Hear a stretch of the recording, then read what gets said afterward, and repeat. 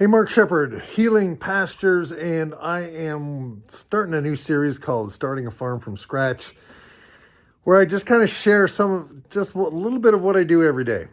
I don't know if it's interesting to people, but I'm going to give it a shot and see if it's interesting or useful. So let me know if it's something you value by leaving a comment below, right? And subscribe, give it a thumbs up, all that kind of stuff.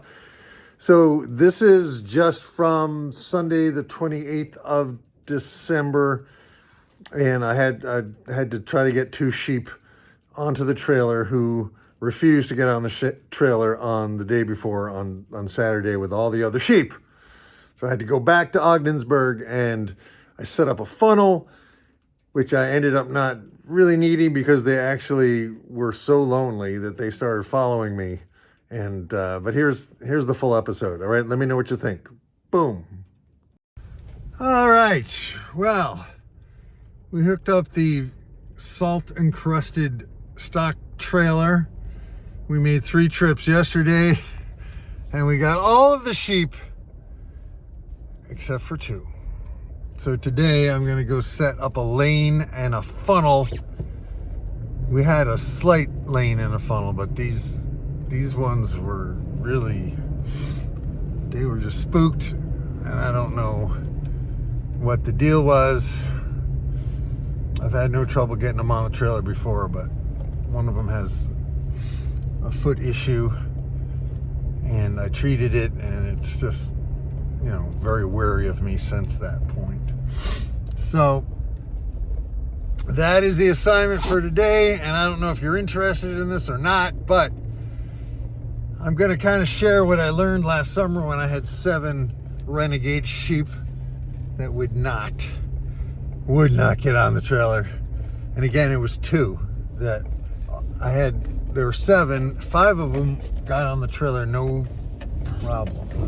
Just baited it. They went in. I closed the door. But these other 2, and it's usually easier to get a group of sheep in than just 2.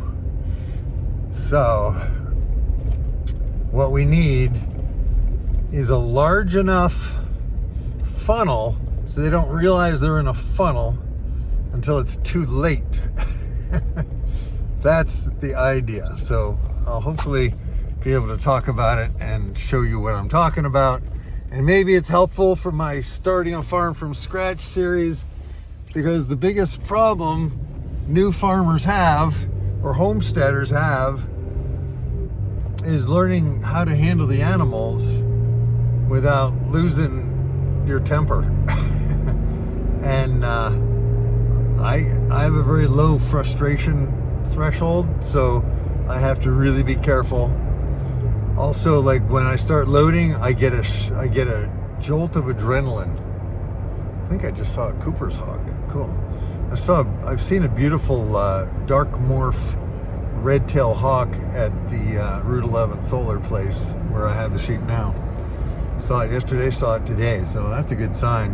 It's one of my favorite birds. It's kind of if I had to have a totem bird, it would be the peregrine falcon, the red-tail hawk, and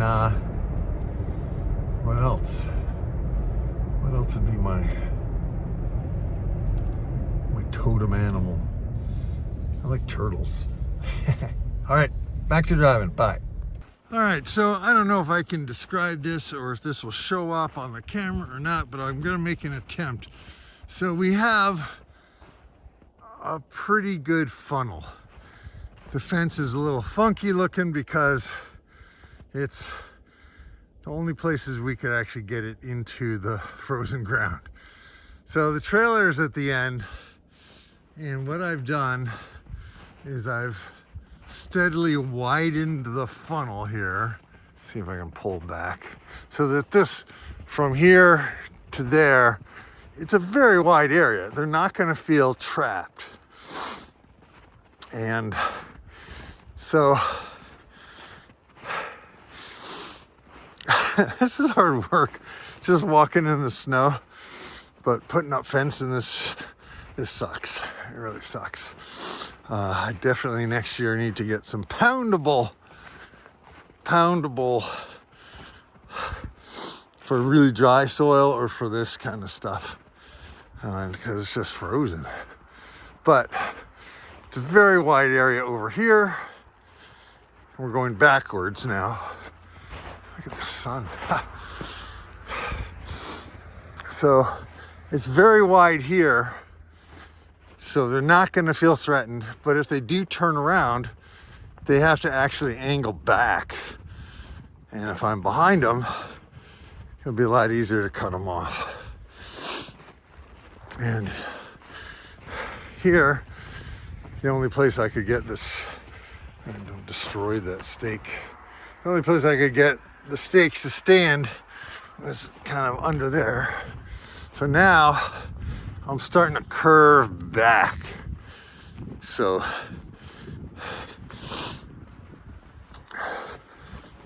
if they do turn around, I can head them off a lot easier. Well, what we need is a well-trained border collie. It would just solve a lot of this bullshit. But this is still a good experience for me. And I just have to remember, I do get thrown off when I have other people helping me. I don't know what it is about my problem-solving neurology, but when I have nobody else, I just step up in a way that I don't when there's people. But anyway, we got most of them yesterday. Now I have to set this up, but I couldn't get the stakes in the ground because they're not double prongs, they're single. And this is just a short fence. So if they do turn around, they can head back to a point that I can kind of hold. So I don't know if that's useful or helpful or even worth doing, but I'm trying. So this is interesting. They're actually following me. I put some grain down right over here, right there. And I'm going to back up a little bit more. Come on, sheepies. Come on. Come on, sheepies. So I can either get behind them and push them, or they are kind of used to following me.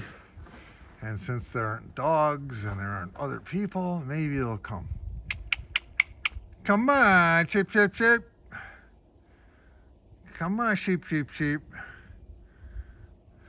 And this one on the right of your screen, he has some foot issues, and this other one, I think, is his girlfriend. He's more skittish than she is. She's coming. Yeah. Oh, she's gonna go look at the grain. And once they look at the grain, you might realize I have more of that. So I'm just gonna wait. Well, they have followed me quite a ways. Come on, chip, chip, chip. They're just pausing for a little snack. I put a little grain down so they knew I had grain. But they want to follow somebody, and they do know me. Come on, chip, chip, chip. This poor guy, I need to get him where I can medicate him every day. I think that's what I'm gonna have to do. Come on, chip, chip, chip. We've got a long ways to go, so hopefully he can make it. I feel bad for him. Come on, chip, chip, chip. By the way, I want to point out, we only give them grain as a bribe. Like, it's crack to them. It's like crack cocaine. You gonna come over here, baby? Yeah. That's a good girl. So, leading them worked, and then they just went ahead of me and jumped right into the trailer. So, and I gave them a reward, and there's some apples in here, so we have done our job. But I don't have time to roll up all the fences, so I'm gonna have to come back. But I'm pleased. They did okay, and they had a lesson that maybe I'm not such a horrible guy after all. Yes. Yes.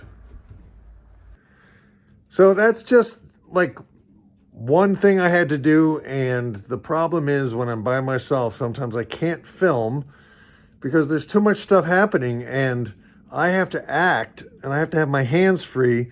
So the only way I could capture more of this is if I put my GoPro like on a chest harness or on a helmet mount, which if every time I move my head, it'll make you nauseous. So, again, I'm not here to be a YouTube star. I want to be a really excellent farmer, and I want to help other people start their own farms or other people who are farming to farm in a better way.